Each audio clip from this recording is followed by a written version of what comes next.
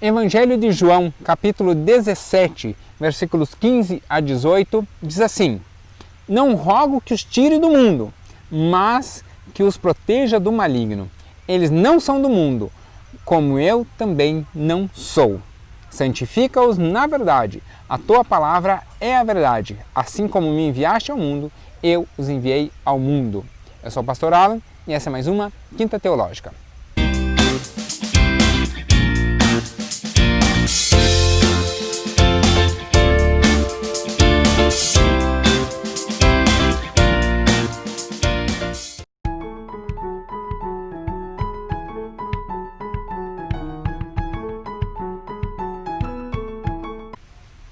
Toda quinta, aqui no Teo Legal, a gente tem um estudo chamado de Quinta Teológica.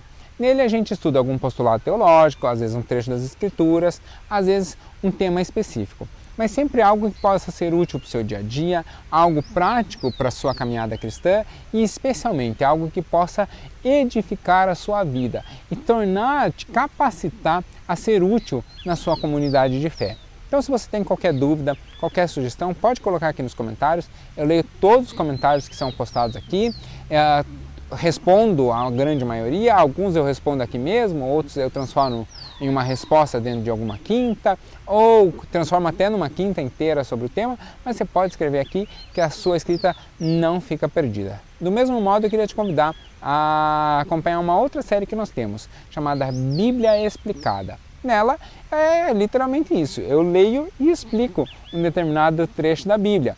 Então, você que lê e não compreende, às vezes acha algum trecho um pouco difícil, acompanhe essa série, porque ali eu vou lendo e vou explicando detalhe a detalhe, situação a situação, explico por que isso, por que aquilo, o que significa isso, o que significa aquilo, por que tal coisa foi dita dessa maneira. Então, algo bem mastigadinho, bem tranquilinho. São vídeos curtos, 5, no máximo 10 minutos, mas sempre vídeos com esse intuito de te aproximar ainda mais das Escrituras. Se você tem qualquer sugestão, qualquer dúvida, coloca aqui no comentário que a gente está levando em consideração. E também se inscreva no canal, né? Porque se o nosso canal chegar a 1000 inscritos, eu solto uma série sobre um livro todo da Bíblia explicado. Então, fique à vontade também.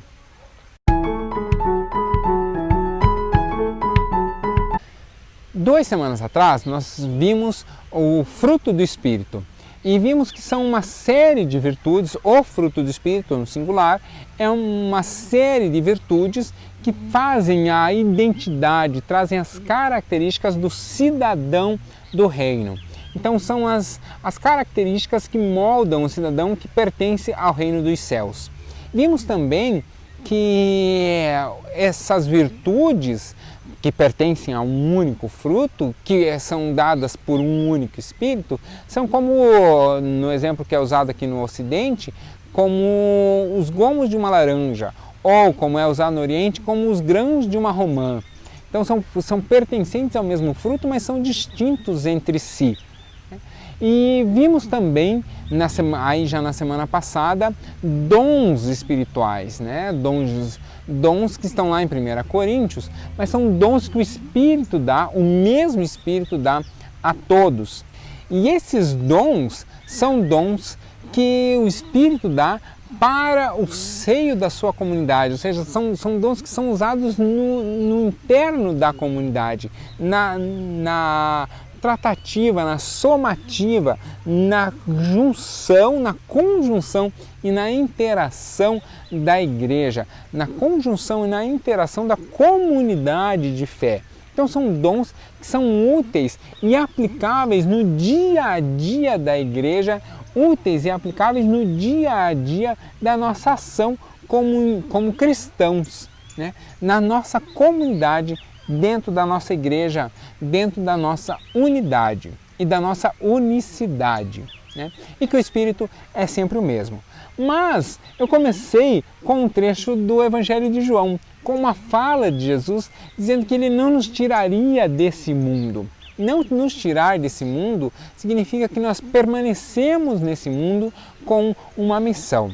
eu tenho uma pessoa que eu tenho o prazer de chamar de amigo, mas é muito mais do que amigo. É uma pessoa que eu efetivamente admiro e que tem um conhecimento bíblico significativo, que é o João Batista, diretor lá do Colégio Cristão, que foi meu diretor durante muitos anos. O João Batista, ele sempre usa essa ilustração, que eu acho ela preciosa. Ele usa a ilustração de um escafandrista ou de um mergulhador. Né? Escafandrista é melhor do que mergulhador, porque o mergulhador é aquele que leva todo o equipamento de respiração consigo. O escafandrista, se você não lembra o que é um escafandro, eu estou colocando uma imagem aqui, mas o escafandrista é aquele que desce para exercer uma determinada função embaixo d'água, mas ele ainda fica conectado com o andar de cima, né? Então ele fica com aquelas mangueiras tal, que fica fornecendo ar para ele respirar lá embaixo. Do mesmo modo somos nós estamos conectados com o céu, nós estamos ligados com o reino do céu. Olha que céu bonito agora, iluminou até para eu poder dizer isso, né? Nós estamos ligados com o céu, mas estamos aqui nessa terra conectados com o céu, mas estamos aqui para exercer uma missão, para exercer um ofício, para realizar algo. E a ideia lá da fala de Jesus é justamente disso, de que ele não nos tiraria desse mundo para que nós nesse mundo fizéssemos algo, que nós fôssemos sal e luz, ou seja, que nós fôssemos, trouxéssemos sabor e tirássemos o mundo da escuridão, que nós fôssemos atuantes nesse mundo e que nessa atuação, então, nós faríamos a diferença nesse mundo. Por isso, aqueles dons que nós estudamos na quinta passada, eles não se anulam. Eles são forças motrizes, eles são capacitações que nos auxiliam a atuar nesse mundo também. Mas não são os únicos, né? Há dons também há outros dons que podem ser exercidos. E por isso eu levantei alguns outros textos que vão falar sobre dons e talentos que eu queria compartilhar hoje também. Mais uma vez, o vídeo teve que ser dividido em função do tamanho, mas eu queria compartilhar com vocês enquanto ainda a gente tem uma réstia de sol. O primeiro trecho que eu queria ver com vocês é Romanos capítulo 12, versículos 6 a 8, diz assim: temos diferentes dons, de acordo com a graça que nos foi dada. Se alguém tem o dom de profetizar, use-o na proporção da sua fé. Se o seu dom é servir, sirva. Se é ensinar, ensine. Se é dar ânimo, assim o faça. Se é contribuir, que contribua generosamente. E se é exercer a liderança, que o faça com zelo. Se é mostrar misericórdia, que o faça com alegria. Então, essa pequena lista de Romanos vai fazer justamente uma demonstração de alguns dons. Contribuir, servir, ser misericordioso, ser líder, profetizar, né, proclamar a palavra. Há outra lista de dons que está em 1 Coríntios 12, do versículo 4 até o versículo 11, que eu não vou ler. Por quê? Porque foi a quinta passada. Então essa lista você já conhece bem. Mas ainda em 1 Coríntios, aí no capítulo 12, mas versículo 28, até um pouquinho depois, né, tem mais uma terceira lista que diz assim: assim, na igreja, Deus estabeleceu apóstolos, profetas, mestres, depois os que realizam milagres, os que têm o dom de curar, os que têm o dom de prestar ajuda, os que têm os dons de administração e os que falam diversas línguas. E aí, dentro então dessa pleiade, dessa multiplicidade de dons, há algumas ações que eu chamei de ações. Você vai ver a divisão que vai aparecendo aqui do lado, algumas ações para nós pensarmos sobre como ser uma bênção no mundo e na minha comunidade. Eu fiz uma divisão um pouco didática para nós compreendermos as ações do Espírito e essas capacitações que o Espírito nos dá. Algumas dessas ações, eu chamei de ações para ficar um pouco mais didático, você vai entender à medida que elas vão aparecendo, e a primeira delas são as ações diaconais. Então, o que são ações diaconais? As ações diaconais são as capacitações do Espírito que nos auxiliam a servir dentro da igreja. Então, qualquer serviço que acontece dentro da igreja, ela é uma ação diaconal. A gente, quando pensa em diaconato, ou quando pensa em diáconos, lembra primeiramente de servir a ceia, né? Literalmente servir a ceia. Não está errado, realmente é uma função diaconal essa ideia de servir a ceia. Mas o serviço não se restringe a isso, há outros serviços também.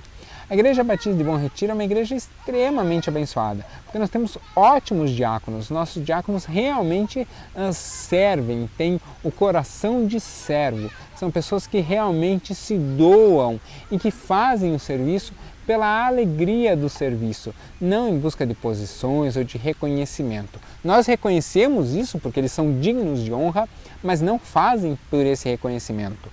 Essa recomendação Paulo escreveu para o seu filho na fé, Timóteo, na sua primeira carta. 1 Timóteo capítulo 3, versículo 13, diz assim: Os que servirem bem alcançarão uma excelente posição e grande determinação na fé em Cristo Jesus. Então, o que Paulo está falando aqui a Timóteo é justamente isso, de que as pessoas que servem terão um grande reconhecimento. Jesus fala isso, né? Quem quer ser o primeiro no reino, que sirva. Ou seja, que seja alguém útil, que esteja disposto a servir, que seja diácono. Né? Há diáconos institucionalizados dentro da Igreja Batista, dentro da eclesiologia batista. Nós temos apenas 2 cargos, que é o de pastor e de diácono. Então, esses são os oficiais da igreja. Nós, dentro da Igreja Batista de Bom Retiro, nós temos sim diáconos ordenados, né, diáconos institucionalizados, mas nós temos uma série de outras pessoas que servem com muito prazer, que servem com muita alegria e que são, de certa forma, também dentro dos ensinamentos bíblicos, são diáconos. Um exemplo disso é a pessoa que está na recepção. Eu não sei quem estará no próximo domingo na recepção, mas quem estiver lá na recepção, né, checando temperatura, agora não tem mais o check-in do cadastro, mas checando temperatura, dando as boas-vindas, tal, essa pessoa está ali exercendo um dom diaconal, está ali exercendo uma ação diaconal. Cada auxiliar por exemplo, do Ministério Infantil, cada auxiliar, seja qual for o ministério, a pessoa que vai servir a água ao pastor, né, todos ali estão em ações diaconais. Então, a primeira capacitação do serviço é essa, é o prazer de servir a Cristo dentro da sua comunidade. Essa ação diaconal é muito interessante, porque muitas vezes ela não é condizente a necessariamente a ação da pessoa. Por exemplo, dentro da Igreja Batista de Bom Retiro há uma professora, ela é professora de farmácia. O dom dela, o talento dela é conhecimento, né? Mas ela é diaconisa. E como assim? Como pode uma farmacêutica, professora, né, de farmácia, ser diaconisa? Ora, ela serve a igreja com não necessariamente com o seu talento de profissional, mas com o seu talento cristão. Ela entende que antes de ser uma professora de farmácia ou uma professora da área médica, ela é, antes de tudo, uma ovelha de Cristo, que pertence a uma comunidade. Por isso, trabalha em prol dessa comunidade. Então essas são ações diaconais e elas não necessariamente refletem a capacitação que a pessoa tem ou a profissão que a pessoa tem. Claro que você pode exercer numa ação diaconal também a sua profissão. Por exemplo, você é uma pessoa que conhece de música, você é uma pessoa que conhece de eletrônica, sabe, por exemplo, mexer numa mesa de som, você é uma pessoa que tem essa capacitação, tem essa possibilidade de exercer também dessa forma o seu dom, de exercer dessa forma o seu talento. Então a ação diaconal ela não é necessariamente a sua profissão, mas ela é uma ação muito preciosa para ser realizada dentro da sua comunidade. Mas ela não acaba ali. Há ações também que eu chamei de ações ministeriais, né? Essas ações ministeriais, elas são um tipo de ação diaconal, mas ela aqui ela é um pouquinho diferente. Por quê? Porque ela demanda, não é que ela demanda mais compromisso, eu quero ser muito precioso e muito assertivo nessa palavra. Ela demanda mais responsabilidade. Mas não quer dizer que o serviço diaconal é irresponsável. É que assim, normalmente a ação ministerial você vai estar liderando outras pessoas. Então, ela vai exigir de você uma ação de liderança, ela vai exigir de você uma ação às vezes é muito mais do que servir, é uma ação de fazer e permitir que se faça, de comando, de liderança dentro da sua comunidade. Então as ações ministeriais, elas são mais dinâmicas do que a ação de serviço. A ação diaconal é muito mais a realização em si. Então, planejamento, toda a estrutura anterior, ela é uma ação ministerial, né? Então, por exemplo, o diaconato nosso é um ministério e aí os nossos diáconos institucionalizados eles exercem algumas ações ministeriais e algumas ações diaconais, né? Então, esse exercício de planejamento, de liderança, é uma ação ministerial, né? Então, por exemplo, Ministério Infantil. O professor que recebe durante a semana o tema que vai dar e a aula ali que ele vai ministrar, essa é uma ação diaconal, ele está servindo ali e realizando aquilo que lhe foi pedido. Mas a pessoa que está por trás, no nosso caso a Priscila, que está por trás, que planejou a aula, que planejou toda a trilha de ensino, que fez todo o planejamento macro e específico daquela aula, tal, ela é uma ministra, né? Ela está exercendo uma ação ministerial, né? Porque é uma ação maior que envolve e se comunica com outras ações diaconais. Então, há as ações ministeriais, mas há também, e aí aqui a multiforme graça, né, e a multiforme capacitação do Espírito Santo. Então nós temos, por exemplo, dentro da Igreja Bom Retiro, uma série de ministérios nas mais variadas áreas. Tem o Ministério de Ensino de Música com a Escola de Música, Arte Musical. Nós temos Ministério de Esportes com o pessoal do pedal e com o pessoal do futebol. Nós temos o Ministério de Churrasco, que não é o Ministério de Churrasco, mas é um Ministério de Homens que faz churrasco não pelo prazer de comer a carne em si, mas pelo prazer de se reunir como unidade, como corpo, e ali conversar e ter uma palavra, né, e algo mais específico. Então nós temos uma série de ministérios e isso é muito interessante. Por quê? Porque sempre há espaço para novos ministérios. Os ministérios, eles, como são organismos vivos, eles têm às vezes um nascimento, às vezes eles passam por um processo de crescimento, de amadurecimento, às vezes eventualmente morrem, daqui a pouco ressuscitam, às vezes tem um líder, às vezes acaba perecendo por não ter uma liderança formada e aquele líder naturalmente acaba passando, né? Porque a vida é dinâmica. Então, às vezes os ministérios morrem, mas há sempre espaço para os ministérios. Cessou o chafariz, então por isso um pouquinho do chiado acabou. As ações ministeriais, elas são exercíveis dentro da igreja, sempre há ministério para isso, né? Há sempre espaço para novas visões. Por isso é tão importante você conhecer o seu dom, porque muitas vezes você vai dizer assim: mas na minha igreja não tem dom para o meu ministério. peraí, você tem o dom e na sua igreja não tem espaço para o seu ministério? Então pronto, é por isso que não tem o seu ministério lá, porque estava demandando de você a criação ou a fundação, a sustentação desse ministério. Então essas ações ministeriais acontecem naturalmente. Mas isso ainda está dentro do seio da igreja. E nós temos também ações que são chamadas de ações, que eu chamei de ações missiológicas. E aí eu queria lembrar do texto de Romanos 10, versículos 13 a 15, que diz assim: porque todo aquele que invocar o nome do Senhor será salvo. Como, pois, invocarão aqueles que não creram? E como crerão naquele que nunca ouviram falar? E como ouvirão se não há quem pregue? E como pregarão se não forem enviados?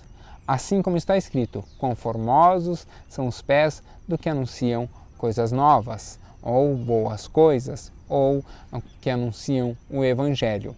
Então, a ideia aqui desse pequeno texto de Romanos é justamente essa, de que há ações de olhar para fora, de alcançar pessoas que não conhecem a Cristo, portanto não podem crer em Cristo, mas que têm suas dores e que nós sabemos que Cristo é capaz de curar essas dores e trazer respostas às inquietações das suas almas.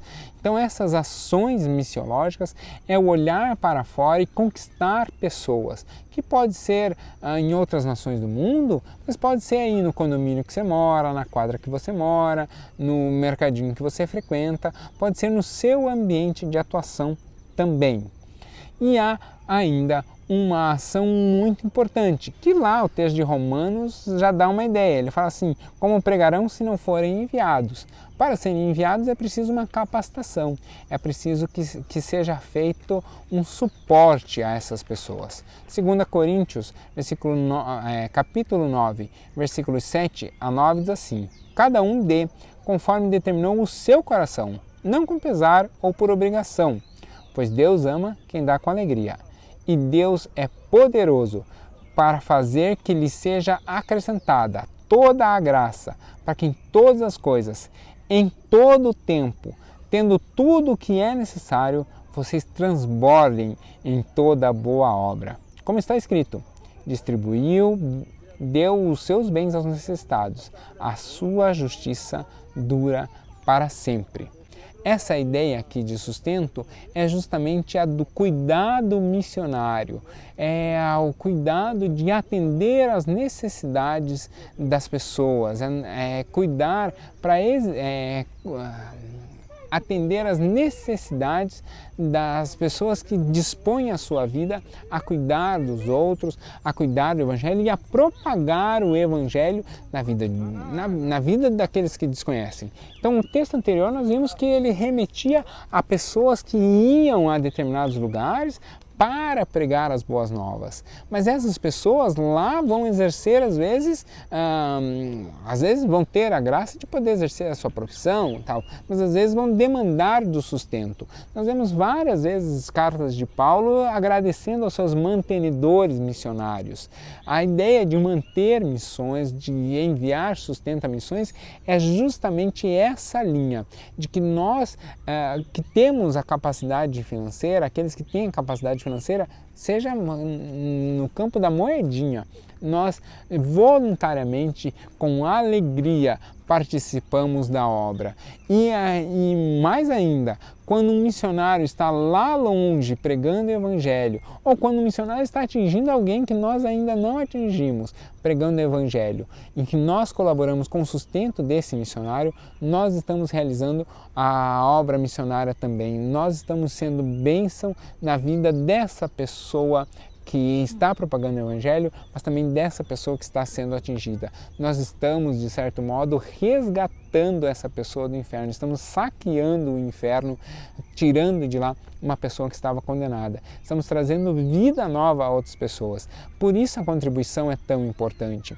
E aí eu nem preciso entrar na discussão de que dízimo é sobre o bruto, sobre o líquido, porque eu não estou falando de dízimo, eu estou falando de oferta.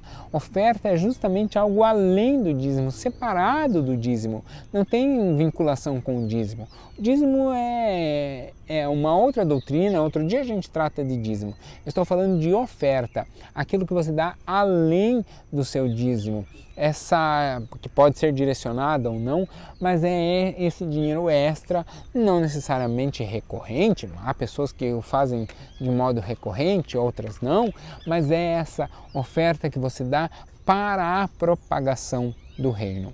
Existem missionários que têm uma vida relativamente mais tranquila, têm uma condição financeira um pouquinho melhor, mas existem missionários que realmente abrem mão de absolutamente tudo e vivem em condições bastante simplórias, às vezes até passando algumas necessidades. Atuei muito tempo com missionários da pastoral carcerária e aí a gente estava no meio dos missionários também. Conheço missionários assim que contam as moedinhas para fechar o mês, mas são pessoas que compreenderam que apesar de precisarem contar as moedinhas para fechar o mês, eles têm a firme convicção de que há um Deus provedor e que cuida desses missionários e que, mesmo sendo difícil muitas vezes, não falta, porque Deus é misericordioso. Então, se você tem esse entendimento, contribua também com missionários, dê ofertas missionárias, pode ser um ministério específico, pode ser uma oferta direcionada. Nós temos dentro da Igreja Batista um modo de encaminhar ofertas para missões, ou pode ser também uma oferta a algum missionário que você conheça, tal, mas ajude na propagação do Evangelho, porque você só vai ganhar com isso. As ações de sustento, como vimos aqui, são ações de graça. 1 Tessalonicenses 5, 19 a 21, vai nos incentivar, de um modo geral, a não apagarmos o Espírito. O cuidado com os missionários é uma forma de você cuidar também de toda a propagação do Evangelho, de cuidar de toda a ação missional da igreja. Quando nós pensamos em sustento missionário, nós estamos pensando justamente nisso, de pessoas que às vezes dedicam a sua profissão, às vezes abrem mão da sua profissão para dedicar-se plenamente à obra do reino. Então são pessoas bastante abnegadas e que estão à disposição, às vezes vão a lugares em que o evangelho é impedido ou perseguido, enfrentam alguns desafios que muitas vezes nós no conforto do nosso lar não teríamos coragem de enfrentar. Vão a lugares onde nós jamais imaginaríamos ir. Eu muito tempo fui missionário na pastoral carcerária, e você não tem ideia do que é entrar num X, que é a cela de uma prisão, para orar por uma pessoa, ou entrar na cela em que naturalmente você vê ali que ela foi construída para 6 pessoas e tem lá 15, 18 almas perdidas pedindo que um pastor entre ali por uma oração. Às vezes o nosso sofá confortável, o nosso bom computador ou a nossa televisão que traz uma imagem Full HD ou com novas 4K, como as tecnologias de hoje, elas na verdade não trazem a realidade, elas nos mascaram da realidade da onde o Evangelho ainda não alcançou, das vidas que ainda não foram tocadas e não foram transformadas pelo poder do Evangelho. A ideia de ações missionais é justamente essa, é olhar para fora e ver que há um mundo perdido. Mas eu queria também chamar a atenção para um outro campo de atuação, missional também, que são as pessoas que têm tudo, as pessoas que estão bem na vida, as pessoas que estão em uma boa situação. Eu vi isso muito na Europa. Por que o Evangelho na Europa é tão difícil? Porque quando nós pensamos em missões, em ação missionária, nós pensamos no pobre, nós pensamos no encarcerado, nós pensamos na África, nós pensamos em países pobres e esquecemos muitas vezes de que a pobreza não é simplesmente não ter dinheiro. Às vezes a pobreza está em ter muito dinheiro. E há pessoas que têm outras dores. O que eu mais vejo, o maior problema que eu vi no tempo que estive agora na Europa, e agora já com alguma maturidade cristã, é justamente isso, de que os nossos missionários ainda não entenderam a dor do europeu, não entenderam que eles pregam que Deus é um Deus para curar. Isso não importa para o europeu, ele tem a melhor medicina do mundo à sua disposição. Deus é um Deus que vai renovar as suas forças. Ele já tem uma carga de trabalho bem menor do que a nossa, os trabalhos lá são menos puxados do que o nosso, quando o trabalho é puxado ele já deixa para o imigrante. Então há ali dores e há ali perguntas que não são respondidas, mas que nós ainda não fazemos essas perguntas para eles, nós ainda não entendemos quais as dores eles enfrentam. Por isso o Evangelho tem se diminuído na Europa. Então, ações missionais também são essas ações de orar, de interceder, de cuidar, de sustento de intercessão, sustento de apoio de oração, sustento de mandar um cartão para o missionário, mandar às vezes um e-mail ou um recado lá numa página social, de uma rede social qualquer, perguntando como ele está e como está o trabalho lá, não exigindo um relatório do que ele tem gasto, do que ele não tem gasto, mas só para dizer, olha, você está longe, nós estamos com vocês. Eu sempre, quando posso interagir com o pessoal da internet, dentro da igreja, nas aulas da integração ou de qualquer recado que eu vou dar lá na frente, eu digo isso. Vocês não estão sozinhos, nós estamos caminhando com vocês, nós estamos longe, fisicamente, mas próximos no dia a dia. Então, essa ideia de sustento é também o sustento nesse sentido. E aí eu queria encerrar, então lembrando vocês dessas ações, que você coloque o seu dom, coloque o seu talento nessa vertente. Em ações diaconais, servindo significativamente a sua igreja, em ações ministeriais, exercendo a liderança e exercendo o planejamento. Às vezes você não precisa necessariamente ser o líder, mas você é uma pessoa de muito boa organização. Então você serve a pessoa no planejamento, serve o líder no planejamento, tendo uma visão macro do ministério. Então, em ações diaconais, ações ministeriais, ações missiológicas, olhando para fora, olhando para além dos muros da igreja, mas também ações de sustento, apoiando e sustentando missionários, apoiando e sustentando a sua igreja. E aí sim, encerrar com 1 Tessalonicenses 5, versículos 19 a 21, que diz: não apaguem o espírito, não tratem com desprezo as profecias, coloquem à prova todas as coisas e fiquem com o que é bom. Não apague o espírito, deixe o espírito fluir, deixe o espírito naturalmente tocar o seu coração. Peça ao Espírito que você quer conhecer o seu dom, que você quer ser uma bênção dentro da sua igreja, que você quer ser uma bênção dentro da sua comunidade, que você quer ser alguém significativo ali dentro. Não precisa ser alguém de destaque, você quer ser alguém significativo ali. Talvez você vai ser a pessoa que vai limpar o chão. E não tem problema, a gente limpa o chão com um sorriso no rosto e faz daquele chão o chão mais limpo do mundo. Por quê? Porque vai ser tão limpo quanto as ruas da Jerusalém Celestial. A gente age dentro das nossas ações como se fosse exatamente e diretamente para o próprio Deus, porque assim o é. São palavras de Jesus. Não se pode adorar ao Deus invisível, que nós não vemos, se nós não agimos na vida do nosso irmão a quem vemos. Então, quando nós olhamos para o nosso irmão e quando fazemos a ação, seja ela de serviço, de sustento, de ministério ou de missão, quando nós fazemos a ação que aquilo para o qual o Espírito nos chamou, aquilo para o qual o Espírito nos capacitou, aí a nossa vida passa a ser significativa. Então, ore, peça a Deus que o capacite e Deus não vai se furtar de fazer isso. Seja você também uma bênção. A Igreja Batista de Bom Retiro tem como lema dizer que nós existimos para abençoar a sua vida. Se você é membro da Igreja, você existe exatamente para isso, para abençoar a vida de alguém. E se você ainda não é membro da igreja, você será abençoado pela nossa igreja. Mas a hora que você se tornar membro, você passa a ser também um agente multiplicador. E aí você vai entender que muito mais abençoado é dar do que receber, é fazer do que ser servido.